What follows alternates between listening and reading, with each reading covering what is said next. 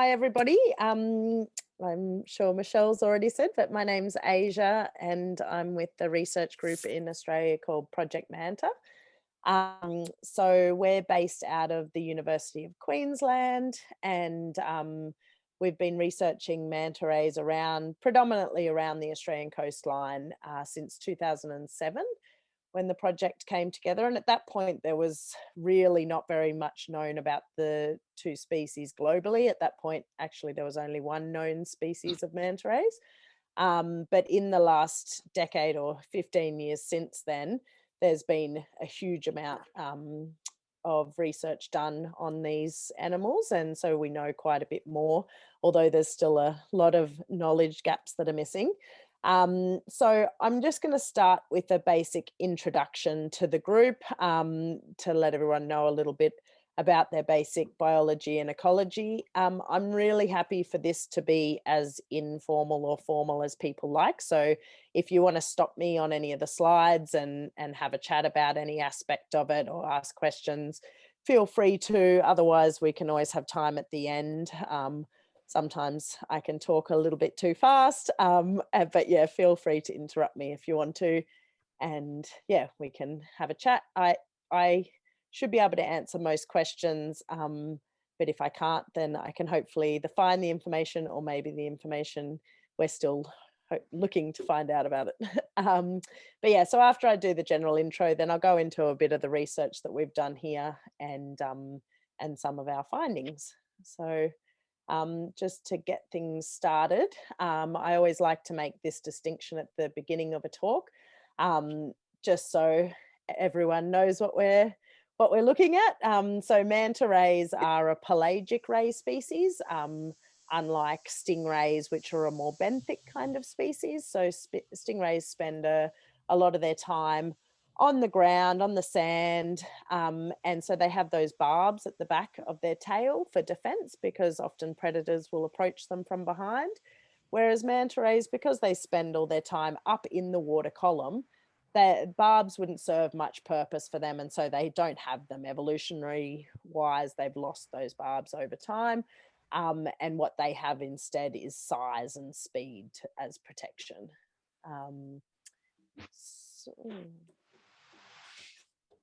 So there's a number of different rays in the group that's called Mobula Rays. That's the family that manta rays are a part of. So they're part of a bigger group called the chondrichthyans, which are the sharks and rays and skates.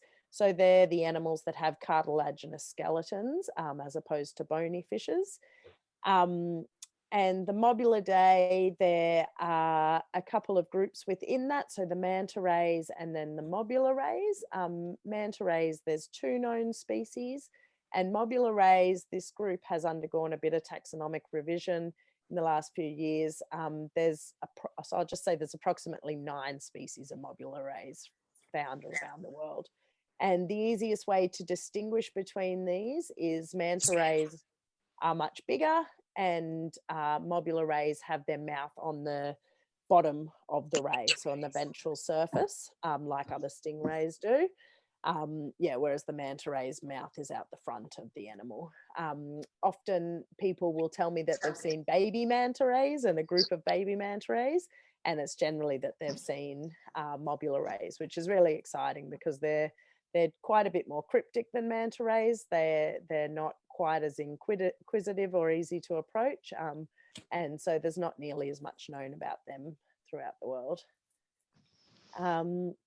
So for the manta rays, which is what the rest of the talk will be focused on, there's 2 species. So Mobula birostris, or the Oceanic manta ray, and then Mobula alfredi, or the reef manta ray.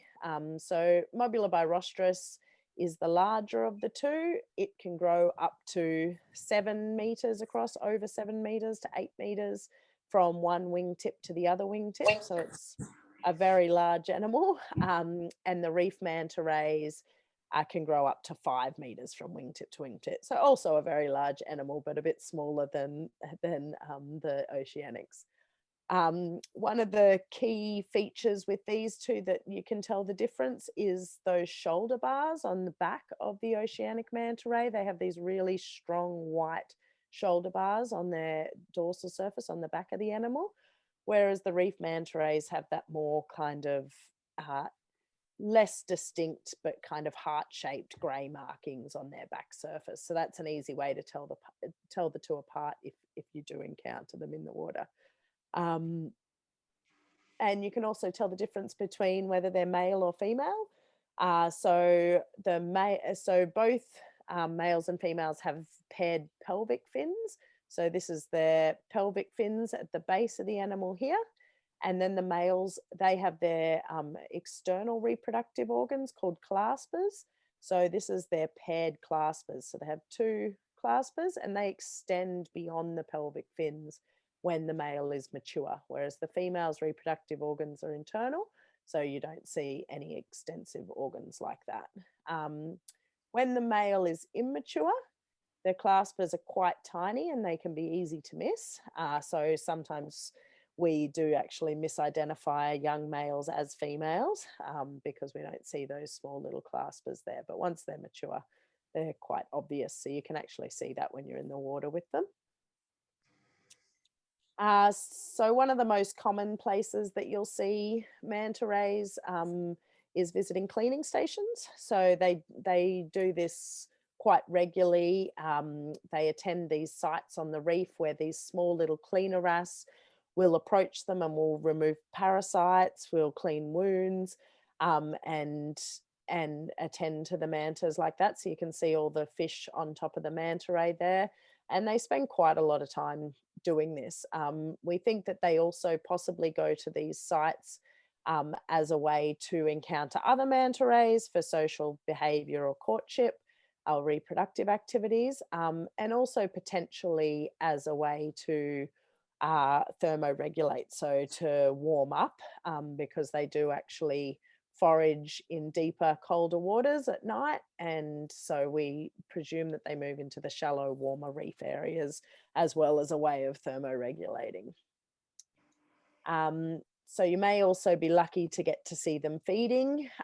So this is from a feeding aggregation in the Maldives, which is one of the largest known aggregation sites for feeding in Hanifaru Bay, if anyone's been lucky enough to be there. So manta rays feed on tiny microscopic animals in the water column called zooplankton, and they maneuver their cephalic lobes, so those two fins out the front of their head, and they maneuver them under their mouth and form like a funnel kind of shape to sieve the zooplankton out of the water. And then you also might be lucky to see them courting. So this is when you'll see one female in the water leading a chain of males behind her, sometimes 2, 3, up to 15 males, I think, have been recorded following a female. And the males try to keep up with the female and follow her ever more intricate moves until the one that gets close enough to her and she decides that she wants to mate with, she will turn to that male and they will go belly to belly. The male will bite onto her left pectoral fin, and then they reproduce belly to belly. So the manta rays still have this kind of teeth plate inside their mouth, even though they don't use it for feeding. They use it for this reproductive activity. So we were pretty lucky. One of our supporters actually got footage of mating from a drone off Lady Elliot Island on the east coast of Australia. So you can see there that the male has the pectoral fin in his mouth and is holding on to the female like that. And the courtship trains can last weeks to months sometimes, but the mating itself is over relatively quickly. And we believe once they've finished mating, then they go their separate ways.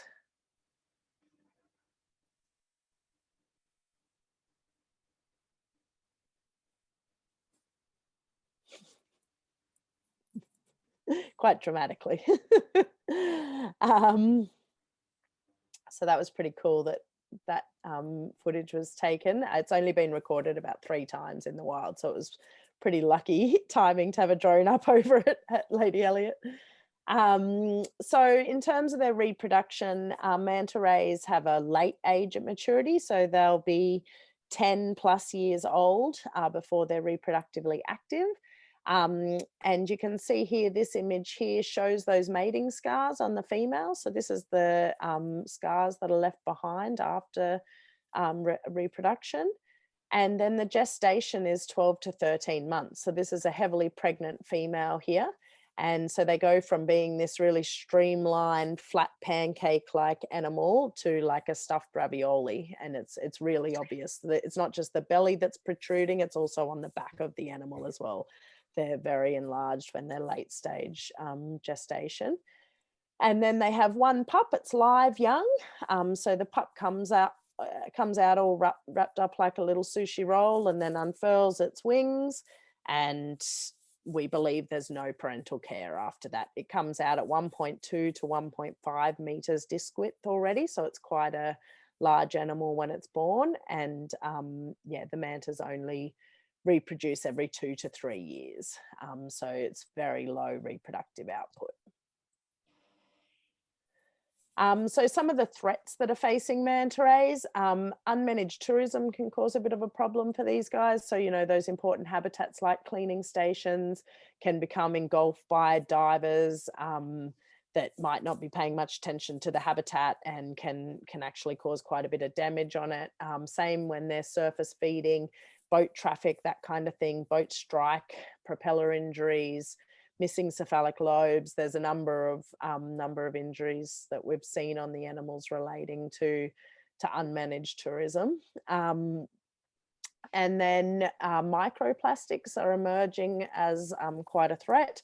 Obviously, they're sieving the plankton out of the water, the tiny microscopic animals. They're also sieving the plastics as well. And I think there was a study in the last couple of years from Indonesia that said the average manta ray was consuming something like 70 pieces of plastic per hour of feeding or something. So it's quite a considerable amount that it's intaking just out of the water itself. But then this is an example of in a lab where zooplankton was fed microplastics, and they actually ingest it and just accumulate it in their system. So this was dyed, so you could see whether it digested it and exuded it or whether it actually kept it. And the zooplankton were found to keep the microplastics as well. So the bioaccumulation of microplastics in the manta rays is probably quite significant.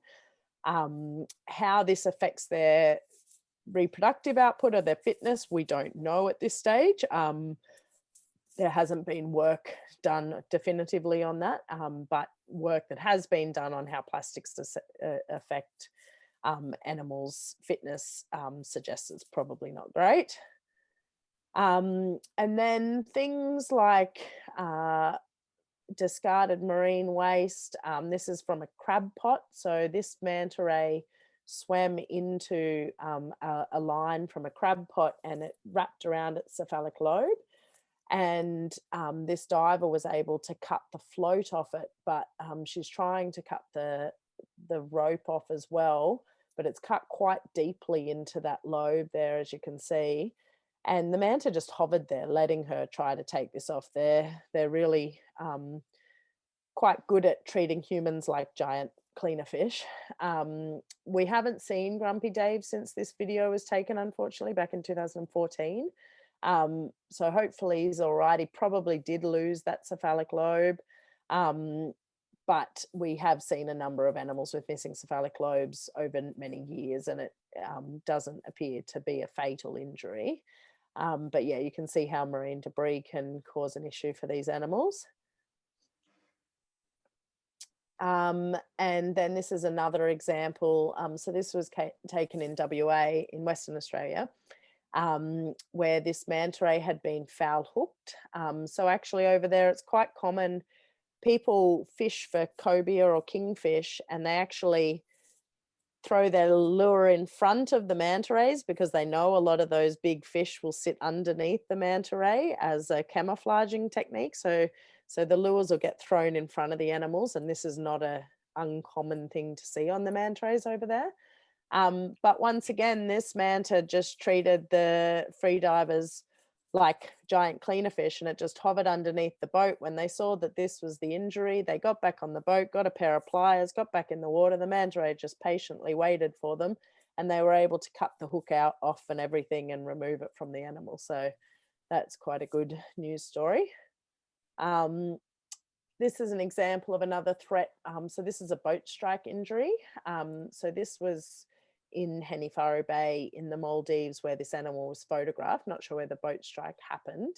But they saw this animal in 2018, right at the end of the season there, and it had this considerable injury, and they thought that they would just never see it again. They thought this was the end for this animal. But then it turned up the next season, started the next season, really well healed, probably unable to ever reproduce again, but still able to live itself. So it just shows the incredible healing capacity of these animals to withstand these kind of threats. But the threats they can't really sustain are the more direct and targeted threats. So in some parts of the world, the animals are targeted for their gill rakers. So their gill rakers are really highly modified organs that they use for sieving the zooplankton out of the water, but they're also highly valued in traditional Chinese medicine. And so they have been targeted in a number of parts of the world, mainly for the value of the gill rakers, and then the rest of the animal gets sold as cheap meat. So when you think it takes at least 10 years for these animals to reach maturity, they only have one pup every few years after that. Obviously, if there's this real targeted fishery for them, it becomes quite unsustainable quite quickly. So what are we doing? Our group is doing a number of different projects related to conservation for the animals. So as I said at the beginning of the talk, not a huge amount was known about them until just over a decade ago. And so we're slowly starting to fill in the gaps. So we've been doing genetic work to look at the connectivity of their populations and their population sizes. We've been tagging them to see where they go, how far they go, doing fine scale tracking to see what habitat use is important to them. And so I'll just tell you a little bit about some work that we just did last month while we were in the field. So we set up these underwater acoustic listening stations. And this is basically a hydrophone underwater that listens out for animals that have tags on them. And so it can hear the pings when there's a tagged animal within a certain radius. And these listening stations are set up all around the country. There's a really vast network of them, and it's all data sharing. So some projects set them up in certain locations. We all upload them to a portal so you can see where your animals are moving and what habitats they're using. So we tagged 10 mantas just on this last trip to Lady Elliot Island on the East Coast with these acoustic tags. So we're looking at connectivity between different locations using those ones. And then we also, so those are the tags there. And then we also, well, maybe I should turn that volume off. We also tagged a number of them with these splash tags. So these are these fast lock GPS tags. So as this animal comes over, I think you should be able to see the tag floating above it. So there it is. So it's on a longer tether, and it's a considerably larger tag because it actually, when it breaks the surface, it can make a fast lock to any of the Argos satellites that are above, and we can actually get really fine scale tracking of the animals of their locations. So these are really expensive tags. We can't afford to put too many of them out, unfortunately. So we just deployed 2 of them last month while we were on the island. And so I've got some tracks of those from that I just screenshotted today. So basically, this is Lady Elliot here. This manta, Jean, her name is. We tagged her 17th of June. She spent a lot of time here and then went up towards, this is Lady Musgrave Island here to the north of Lady Elliot. And then unfortunately, the tag actually came off the animal. We don't know why, but it was sitting on the surface for a few days. And the rest of this track is just it floating off and landing on a beach up here. So this is the bit that's useful for us in terms of the manta ray movements. This might be useful for someone doing hydrodynamic models of the area and looking at currents. But yeah, this area here is something that we hadn't really expected as an important site for them, but the manta actually spent a lot of time on the surface in this region, and so that was a new discovery for us. We were hoping that the tag would last longer than that. It only stayed on the animal for about 2 weeks, unfortunately. And then the second one that we tagged, he is this one here, Alba.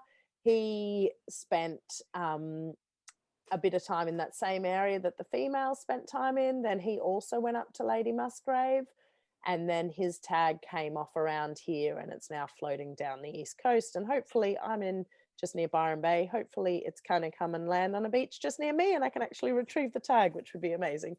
But yeah, so what we're trying to really find out with these tags give us depth and temperature and a whole bunch of information, and where we were really wanting to tease apart the importance of why these animals are spending all their time near Lady Elliot Island. Why is it such an important spot? And we think it has something to do with, so this is the continental shelf here along the east coast, and just near Lady Elliot, it does this jut in here before it goes further south. And when the East Australian current, the strong, warm northerly current, comes flowing down here, because of this jut, it actually creates this eddy here. And that brings up a lot of nutrient-rich water from depth. And we believe that they go off there and do a lot of diving at night, accessing zooplankton-rich water. But we don't really have the data to confirm that. And we were hoping these tags were going to do that for us.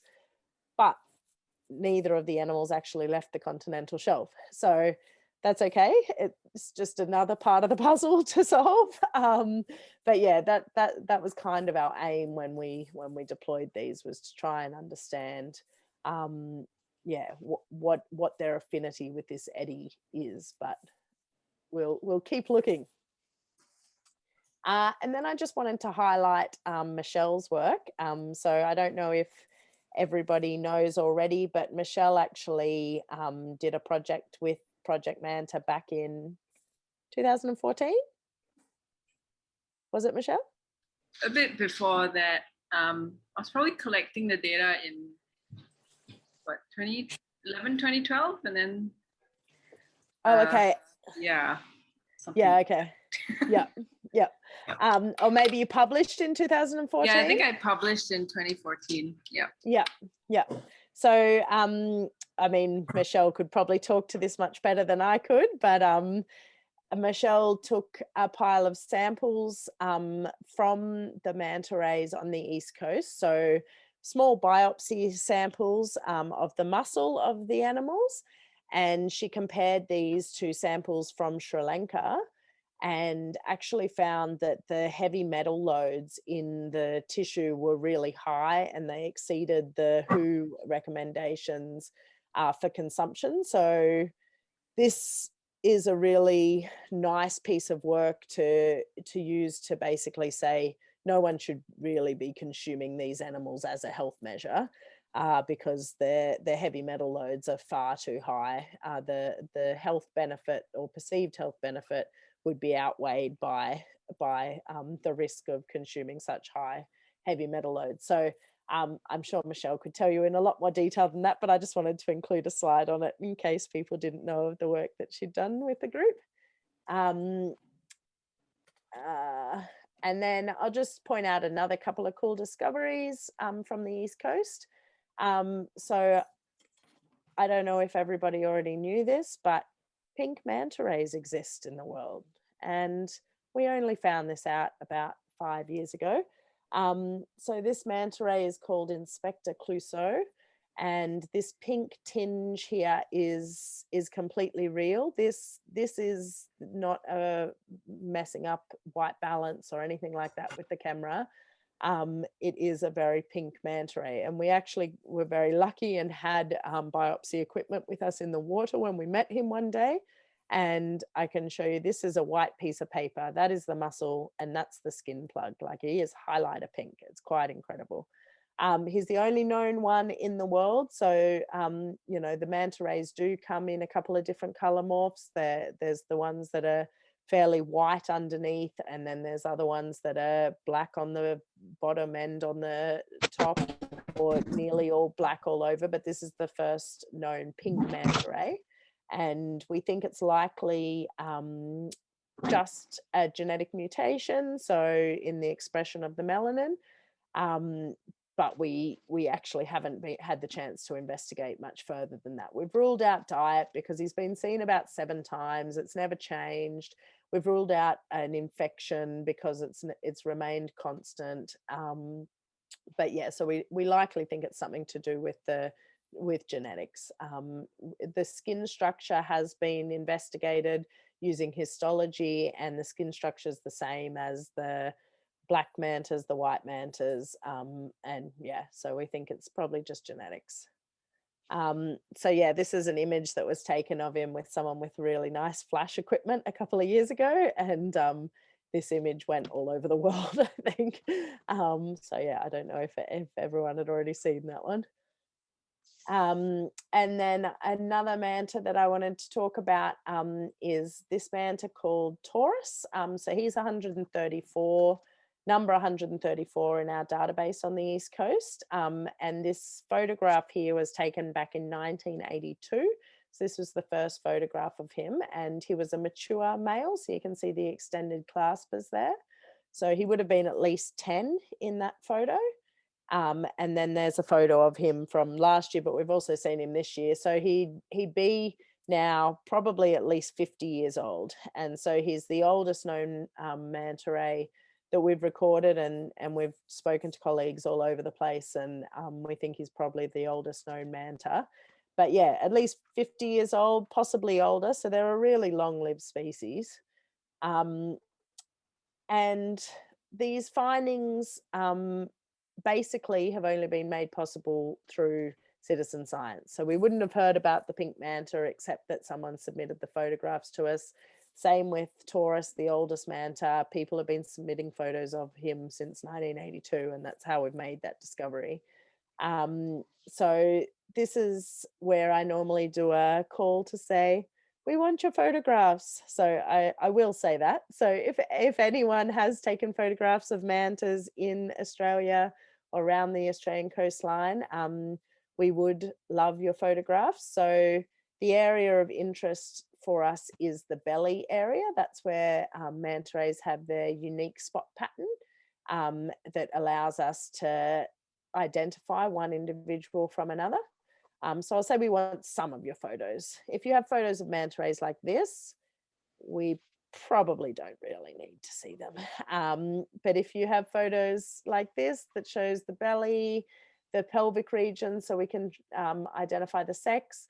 But even if they're not quite this clear, I can often identify mantas from a lot less than that. Just a bit more than that though. And yeah, so we just need the dates of the sighting, the location, dive site, and yeah, any photos and videos that you might have, and you can email us or go on our Facebook page for that. And then that was it. And so I'll just open it up to any questions, and yeah.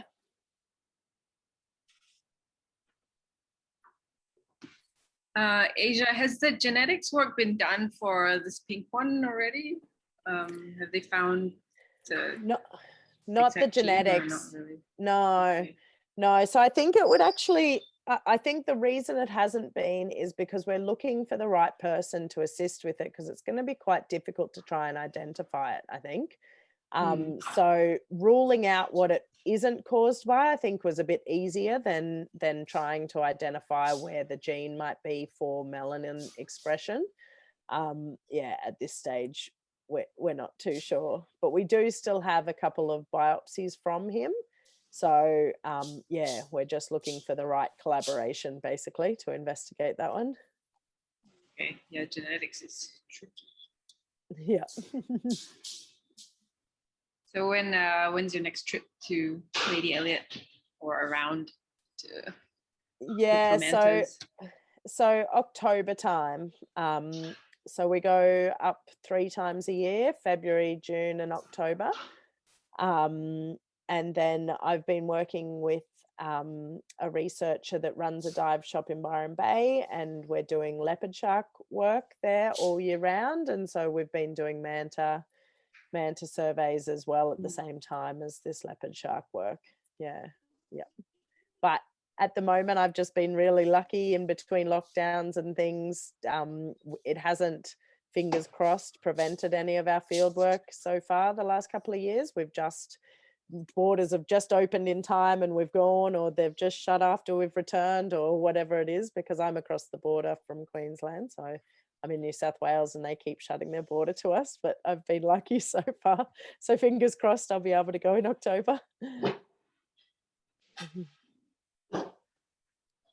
But yeah, no trips over to the west for a while, although Amelia's over there. So she's a PhD student with Project Manta. She's in the west at the moment, finishing up her PhD. Yeah. I have no photos for you, unfortunately, but I'm just curious, what are you hoping to achieve with having photos from various people? Yeah, so yeah, I realized actually when I got to that slide that I hadn't explained our photo ID work very well to that point. So with the catalogue that we have, our database, we've identified over 1,400 different manta rays on the east coast of Australia. And of those 1,400 individuals, we've got about 9,000 re-sightings of them. So each individual with their unique spot pattern on their belly is like a fingerprint that we can then trace over time. So instead of actually having to deploy a tag to be able to mark that animal and remember it, it's this non-invasive research technique where we can just use a photograph of the animal to say, this is where that animal was on this date. And so we can track their movements, we can track their growth rates, we can track their maturity rates, we can look at injuries, we can do population estimates. There's so much information that we can get from compiling this database of photographs. Okay, So, makes sense. Yeah, makes sense. That's cool. And about the tagging, can I ask about the tagging as well? I'm quite curious. Yeah. Is that something that you do small scale right now, or how invasive is it? Is it possible to open it up so that like random people can tag for you as well, like divers or free divers? Would that be of interest, or how's that? So the tagging, so when we actually deploy the tags on the animals, that's not really something we can ask other people to help us with. And that's why the photo ID is such a fantastic engagement tool for citizen scientists, for getting divers involved, because we can say, take a photograph, and that's non-invasive. You don't need ethics approval for that. Whereas for deploying these tags, like I can go back to the tags, so they're attached to the animal. So here, I'll just show you. So this is like a titanium dart head. So it's about 2 inches long, and it embeds into the muscle of the animal, and then the animal is towing that tag behind it. So it is actually quite important that it's positioned in a good location. You're not wanting to accidentally get the body cavity of the animal or something like that. So it is important that trained people are doing that. And obviously the equipment can be a bit specialized or a bit expensive or that kind of thing. So it's not really something that gets handed out. Like, unfortunately, if we had ample budget, we'd be doing a lot more of this tagging, but we only have 2. So I myself, who I've deployed a lot of tags, the first one I did of this, I was kind of shaking with the pole, like, oh god, I don't want to mess this up. It's got a big price tag attached to it. So yeah, it's not really something that we can get other people on board with. But certainly the photo ID, that is the beautiful thing about it. And it creates this long-term database. And so, David, like you said, that you can't contribute any to our database, but maybe it might twig to you that you have some from other locations. And there's over 50 different databases around the world in aggregation sites that people are collecting this data. So you may know of, you may have taken some photos in Komodo or Raja Ampat or the Philippines, and there could be places that you could be submitting that to, and I can always put you in touch with the right researchers for that. Or there's a couple of big international groups, Manta Trust and Marine Megafauna Foundation, that have websites that can point you in the right direction. But it's a small research community. I can always direct you for that, and it is really useful. It's a fantastic contribution. Thank you for explaining. That's pretty cool. Yeah, no worries. What kind of distances do mantas travel? Because from the way you put it, it sounds like they're pretty localized. Yeah, so I think that before a lot of this research was done, I think people had the perception that they traveled a really long way because of their size and their potential for movement. But actually, we recorded the longest point-to-point movement of reef manta rays just a couple of years ago on the East Coast, and that was 1,100 kilometres. So from North Stradbroke Island, which is just off the coast of Brisbane, up to the SS Yongala, which is just off the coast of Townsville on the East Coast. So this is all fairly semi-continuous habitat. It's not across deep water or anything, but that is the longest movement that's been recorded anywhere in the world. Most of the time, most of the movements, point-to-point movements of reef manta rays have been more in the kind of 300 kilometre being the maximum distance from their known aggregation sites. So they are a lot more localised than we thought. And we do think certainly there's been no records of oceanic kind of movements where they're going across ocean basins or anything like that. And most of these research groups that are operating these different databases, when we compare photo IDs between them, there's no overlap. You're not seeing animals moving from the Philippines down to Raja Ampat or from Japan across to Hawaii or anything like that. They're quite localized kind of populations. And do we know why they're largely localized? Probably there's not a huge benefit for them to make the big movement. So if they have set up their home range in an area where they can meet their requirements, if they've got access to zooplankton and other mantas around for courtship and everything, then they probably don't need to go too much further. It'd be a big energetic cost, I guess, to make those really big movements. And if you're not guaranteed a good food source, I mean, they would be responding to ocean currents, to frontal kind of systems, to rely on where they're going to be finding these pulses of productivity, because manta rays feeding on zooplankton in relatively tropical or subtropical waters, it's not where zooplankton is really plentiful. Humpback whales and those large whales, baleen whales, they move down to Antarctica and exploit those polar waters that are really nutrient rich and full of all that krill, because that's where they get their great feed from. But manta rays live in tropical waters where there's not as much zooplankton.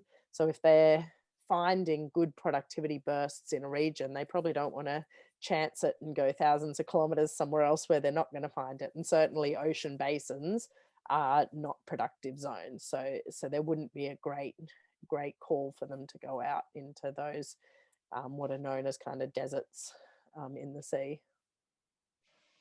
All right, thank you. No worries.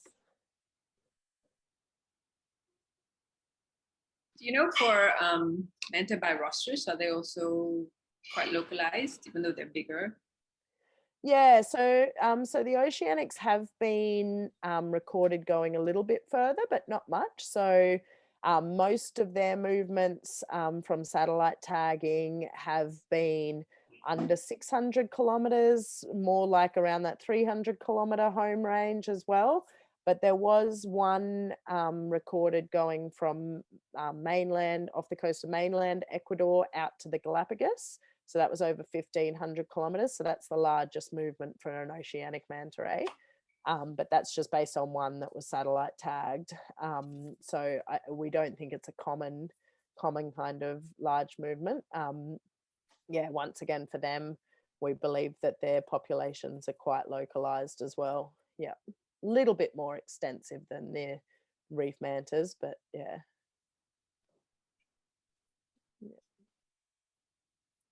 They do dive a bit deeper though.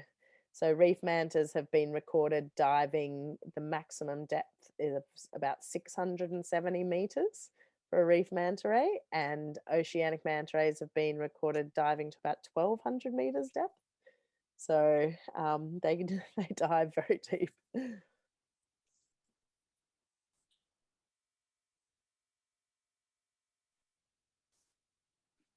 Do you know if anyone's studying the Mobula Rays?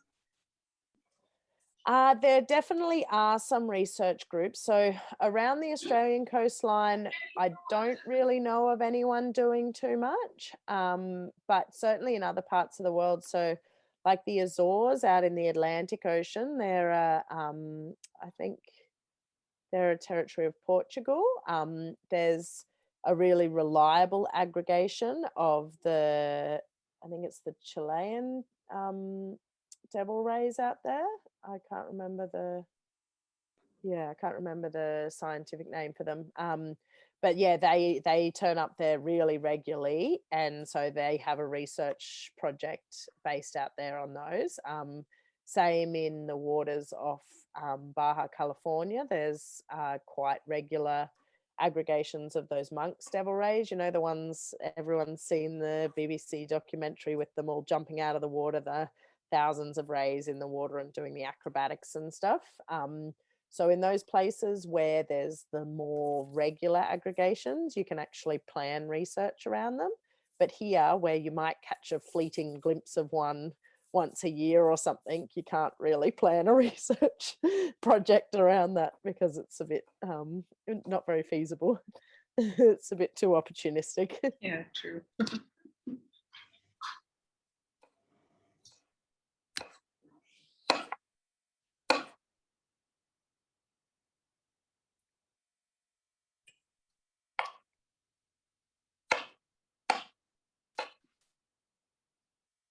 It looks like nobody has any more questions. Anybody?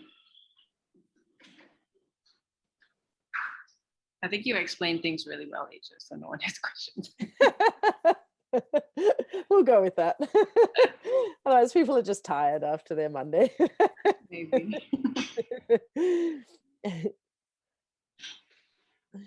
Cool. All right. I'll stop sharing that one. Okay, I guess we can wrap things up then. Yeah. Okay, well, thank you, everyone, for listening. I hope you enjoyed that. Yes, very informative. Thank you very much. Yep, thank you. Thank you. Hey, thanks for joining, everybody.